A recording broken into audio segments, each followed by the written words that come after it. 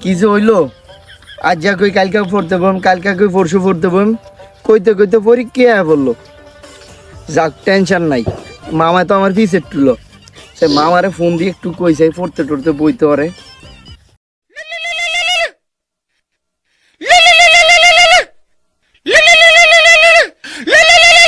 মামা কই রে তুই? হন, আমি কিন্তু সকাল থেকে বেটা প্রচুর পড়তাছি, এখনো কিন্তু পড়ার টেবিলে, বুঝছস? বেটা প্রচুর পড়তাছি। আর শোন, তুইও সুন্দর মতো পড়, বুঝছস? দুজনে কিন্তু একসাথে আছি, ভালো করে পড়। ও আচ্ছা ঠিক আছে, তো শোন, ভালো করে পড়তে থাক। তোর পরীক্ষা তো রেজাল্ট ভালো করতে হবে, আমিও পড়তাছি বেটা। পড়ালেগে কোনো খাওয়া দাওয়া ঘুম সব মিস দিয়ে দিছি, পড়তাছি। ঠিক আছে মরাক, শালা মামা তো সেই লেভেলে পড়া পড়তাছে। আমার না পড়লেও চলবো, কোনো সমস্যা নেই। ওর পিছনেই তো বইছি, সমস্যা নেই। DJ Baharu.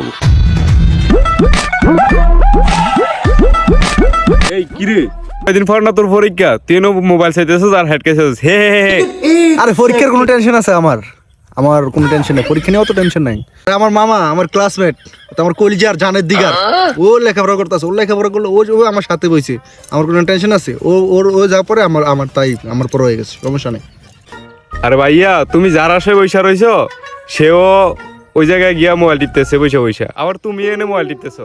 আশায় থাকো কাউয়া, ফাঁকলে খাবার ডেউয়া।